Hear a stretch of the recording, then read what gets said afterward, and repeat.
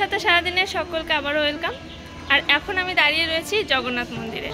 কি ভাবছেন, পুরীর জগন্নাথ মন্দির সম্পর্কে তো আপনারা কম বেশি সকলেই জানেন, কিন্তু আপনারা কি জানেন পুরীর জগন্নাথ মন্দিরের আদলে কলকাতাতে একটি জগন্নাথ মন্দির রয়েছে।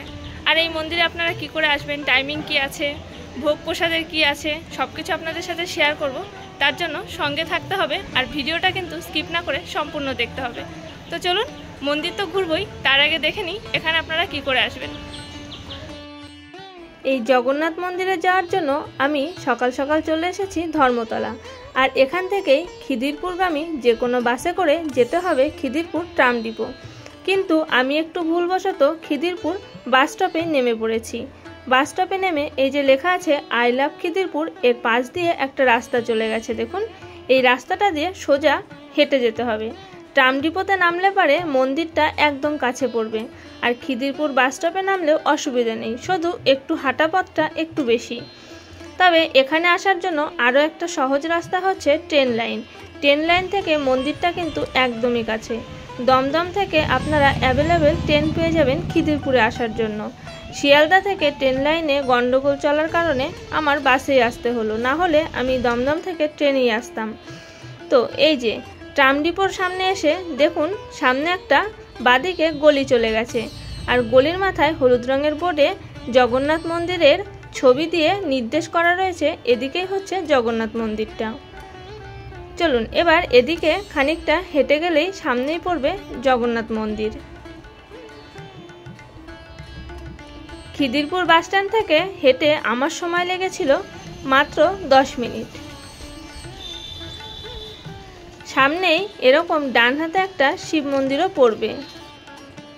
শিব মন্দিরটা বাইরের থেকে দেখলাম বেশ সুন্দর।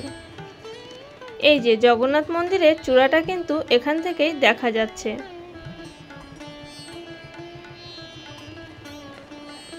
আর যারা নিজস্ব গাড়ি নিয়ে আসতে চাইছেন তাদের জন্য কিন্তু পার্কিংয়ের ব্যবস্থা রয়েছে। আর মন্দিরে ঢোকার মুখেই এরকম রয়েছে দুদিকে দুটো সিংহ মূর্তি। আর বাঁদিকেই রয়েছে জুতো রাখার জায়গা। মন্দিরে যাওয়ার আগে জুতো কিন্তু এখানে খুলে যেতে হবে। আর জুতো রাখার জন্য কোনো রকম টাকা পয়সা লাগছে না, পুরোটাই বিনামূল্যে। আর ধর্মতলা থেকে খিদিরপুর আসতে বাসে আমার ভাড়া লেগেছিল মাত্র 10 টাকা। আর জুতো রাখার ঘরের উল্টো দিকেই ছিল মা বটমঙ্গলার মন্দির। চলুন মা বটমঙ্গলার দর্শনটা আগে সেরেই নিই।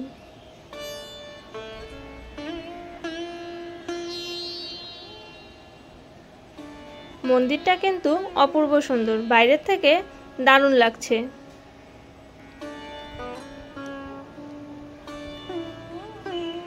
চলুন এবার মূল মন্দিরে যাওয়া যাক। মন্দিরে ঢুকতে প্রথমেই দেখলাম একটি রাধাকৃষ্ণর মূর্তি। আর তার পেছনেই পুরীর মন্দিরের আদলেই রয়েছে অরুণা স্তম্ভ।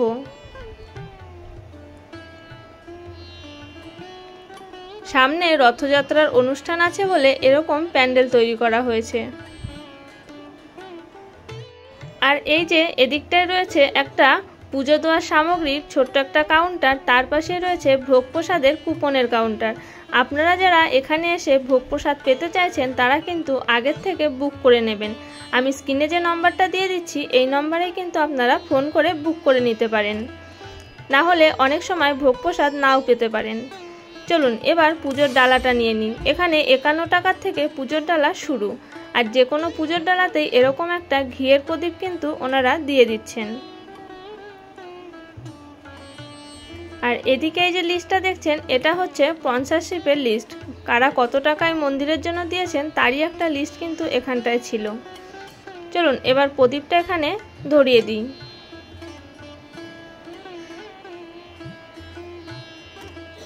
কিন্তু আমরা কিন্তু এখানে এসেছিলাম প্রসাদের জন্য, কোনো রকম কুপন আগের থেকে কেটে আসেনি। তবে আমরা কাউন্টারে গিয়ে কথা বলার পরে বলল আগে পুজোটা দিয়ে নিন তারপরে দেখছি। তবে আপনাদেরকে আমি এটাই বলবো, যারাই আসবেন এবং যারা এখানটায় ভোগ প্রসাদ পেতে চাইছেন তারা অবশ্যই আগের থেকে ফোন করে বুকিং করে নেবেন। আগের দিন ফোন করলেই আপনাদের কতজন আসবেন সেটা বলে দিলেই হয়ে যাবে। আর এটা হচ্ছে তুলসী মাতার মন্দির। চলুন, ধূপকাঠি আর প্রদীপ ধরানো হয়ে গেছে। এবার আপনাদেরকে নিচের চত্বরটা একটু ঘুরে দেখাই।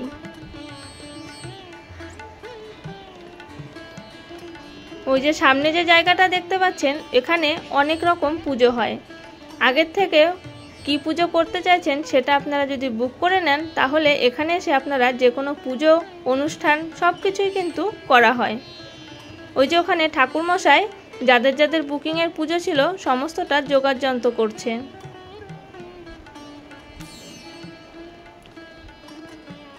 চলুন এবার প্রভু জগন্নাথকে দর্শন করে আসি। সিঁড়ি দিয়ে ওপরে উঠেই দেখতে পাবেন এইরকম দুদিকে দুটো সিংহ মূর্তি, আর তার সামনেই প্রভু জগন্নাথের মন্দিরটি।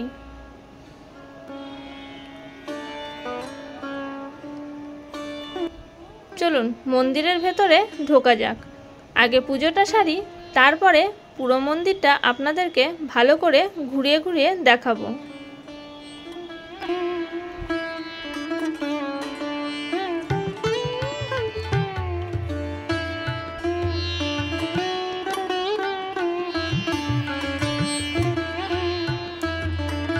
এখানে কিন্তু পুরোহিত মশাই খুব ভালো করে নাম গোত্র সমস্তটা জেনে তারপরে পুজো অর্পণ করছেন প্রভু জগন্নাথের কাছে।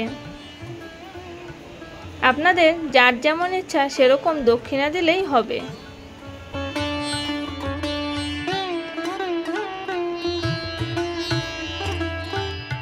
এই মন্দিরের সমস্তটাই কিন্তু পুরীর জগন্নাথ মন্দিরের আদলেই তৈরি করা। এখানে পুরীতে জগন্নাথ মন্দিরে যত রকমের আচার অনুষ্ঠান পালন করা হয় এবং যত রকমের অনুষ্ঠান বড় বড় করে উৎসব করে পালন করা হয়, এখানেও কিন্তু একই রকমভাবে সমস্তটাই পালন করা হয়।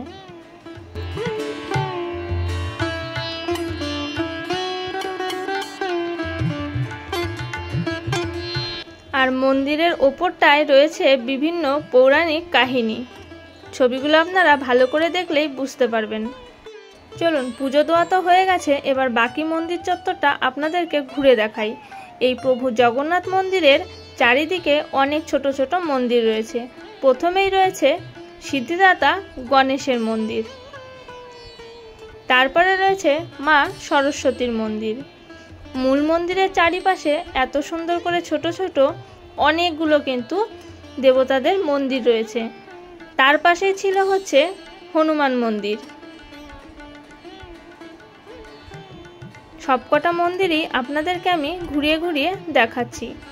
আপনাদের পুরো ভিডিওটা দেখতে কেমন লাগলো ভিডিও দেখার পরে কিন্তু কমেন্ট বক্সে কমেন্ট করে জানাতে ভুলবেন না। আর এখানে ছিল সূর্যদেবের মন্দির, তারপরে ছিল মাতা বিমলা মন্দির।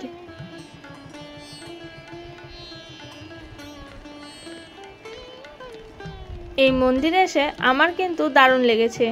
আমি এর আগে কখনো পুরীতে যাইনি, তবে যাওয়ার ইচ্ছে তো ছিলই। পুরীতে তো যাবই, তার আগে এখানে এসে যে এত সুন্দর কলকাতাতে একটা জগন্নাথ মন্দিরের দর্শন পেয়ে যাব সেটা কিন্তু আমি ভাবিনি। মন্দিরটা সম্পর্কে আমার জানাও ছিল না, হঠাৎ করেই চোখে পড়তে চলে এলাম। এটা ছিল সাবিত্রী মন্দির।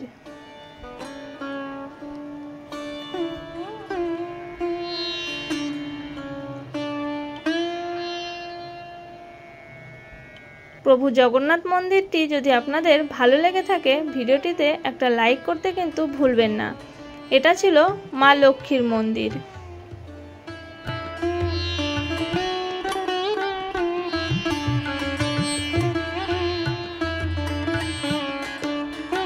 আর তারপরেই ছিল ভগবত মন্দির।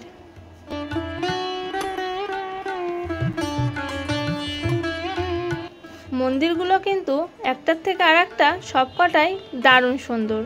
আর এখানে রাখা ছিল রথের চাকা। কদিন পরেই তো রথ, এখানে কিন্তু অনেক বড় করে রথযাত্রা উৎসব পালন করা হয়।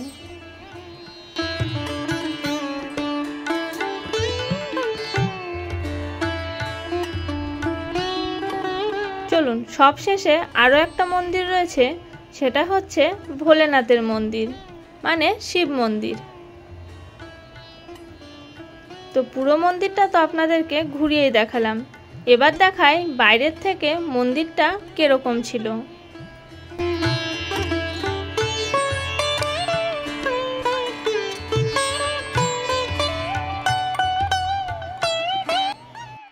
আর এই মন্দিরটি আপনাদেরকে যখন আমি ঘুরে দেখালাম একটু লক্ষ্য করে দেখলে আপনারা দেখতে পাবেন এখানে কিন্তু মন্দিরের গায়ে গায়ে রয়েছে বিষ্ণুর 10 অবতার, যেটা আপনারা একটু খেয়াল করলেই হয়তো দেখতে পাবেন।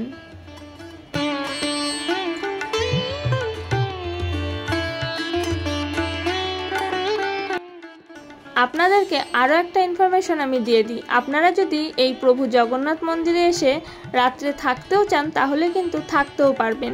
আগের থেকে রুম বুক করেও আসতে পারেন বা এখানে এসে অফিসে কথা বলেও কিন্তু রুম বুক করে আপনারা প্রভু জগন্নাথ মন্দিরে থাকতে পারেন। মন্দিরের গায়ে কারুকার্যগুলো কিন্তু ভীষণ নিখুঁত, আর চারিদিকে এরকমভাবেই বিষ্ণুর 10 অবতারের কিন্তু মূর্তি করা রয়েছে।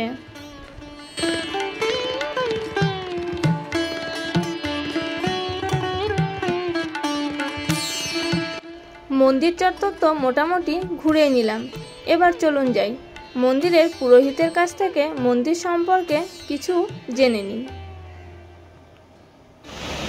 মন্দির সকাল 6টায় খুলে 1টায় বন্ধ হয়ে, বিকেলে 4টায় খুলে রাত্র 9টায় বন্ধ হয়ে, সকালে 6টায় মঙ্গলা আরতি হয়, 8টার 8টার মধ্যে বল্লভ ভোগ হয়, 12টার 12:30টার মধ্যে মধ্যাহ্ন ভোগ আরতি হয়। বিকেলে ফের 4টায় খুলে সূর্য অস্ত দেখি সন্ধ্যা আরতি হয়। এবার 6:30টায় সন্ধ্যা আরতি হচ্ছে। তারপরে রাত্রের সময় 8টার 8:30টার মধ্যে মধ্যাহ্ন ভোগ করে গীত গোবিন্দ পাঠ হয়, বড় পড়ে।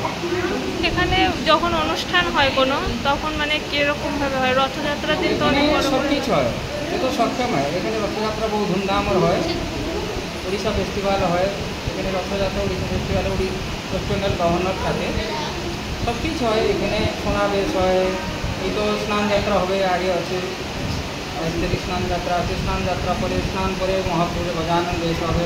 সবাই আসো। মাউসি বাড়ি, পুরোনো মাউসি বাড়ি এখানে 3 কিলোমিটার দূর। সবাই আসো, এখানে মহাপ্রসাদ পুরীর মতন হয়, সবাই আসো মহাপ্রসাদ সেবা করবো। একদিন আগে থেকে ফোন করি বলো না এবার সে বন্ধ হয়ে যাবে গর্ভগৃহ। তো পুরোহিত যেটা বললো সেটা তো আপনারা শুনতেই পেলেন, মানে মন্দিরটা সকাল 6টার থেকে 1টা পর্যন্ত খোলা থাকে, আবার বিকেল 4টে থেকে 9টা অবধি খোলা থাকে। চলুন যাই, এবার নিচে গিয়ে ভোগ প্রসাদের জন্য কুপনটা কেটে নিতে হবে। আজকে আমাদের কপাল ভালো ছিল, তাই বুকিং ছাড়াই আমরা কিন্তু কুপনটাকে পেয়ে গেলাম। তবে আপনাদেরকে আমি বলবো স্ক্রিনে দেওয়া নম্বর দেখে আপনারা কিন্তু আগের দিন ফোন করে বুক করে তবেই আসবেন। আর এই যে আপনাদেরকে একটু আগে বললাম না, এই জায়গাটায় পুজোর জন্য সমস্তটা রেডি করা হচ্ছিল। এই যে এখানে দুজন নবদম্পতি কিছু একটা পুজো করছে। এখানে কিন্তু এরকমভাবে পুজো করিয়ে নেওয়া যায়।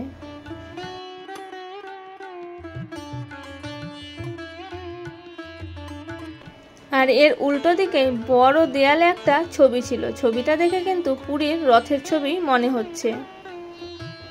আর সামনেই ছিল এরকম একটা রেস্টরুম, যেখানে বসে আপনারা কিন্তু রেস্ট করতে পারেন। আর মহাপ্রসাদের দেওয়ার টাইম হচ্ছে দুপুর 1টার পর থেকে। এই যে সবাই লাইন দিয়ে কিন্তু আমরা দাঁড়িয়েও পড়েছি। ও আপনাদেরকে তো বলাই হয়নি, কুপন মূল্য কিন্তু 150 টাকা করে নিয়েছে। আর পার্সেলেরও ব্যবস্থা রয়েছে, পার্সেল নিলে পারে মূল্য পড়বে 180 টাকা করে। এখানে কিন্তু সুন্দর ব্যবস্থা রয়েছে, ভেতরে কিন্তু এসিও করা ছিল, পুরো হলটা পুরো ঠান্ডা। তো আমাদের কিন্তু ভোগ প্রসাদ দেওয়া শুরু করেছে। প্রথমে দিয়েছিল পোলাও, তারপরে ছিল সাদা ভাত, তার সাথে ডাল, তার সাথে ছিল ঢোকার ডালনা, সাথে আরও একটা সবজি, আর সবশেষে ছিল মিষ্টান্ন আর চাটনি। আমার পুজো দেওয়া কিন্তু হয়ে গেছে, ভোগ প্রসাদও নেওয়া হয়ে গেছে, আর আপনাদের সাথে সমস্তটা আমি শেয়ারও করে দিলাম। তো আপনাদের কেমন লাগলো সেটা কিন্তু অবশ্যই কমেন্টে জানাবেন। আজকের জন্য এখানেই বিদায় নিচ্ছি, দেখা হবে খুব তাড়াতাড়ি। ততক্ষণের জন্য আপনারা চ্যানেলটিকে সাবস্ক্রাইব করে নিন। টাটা।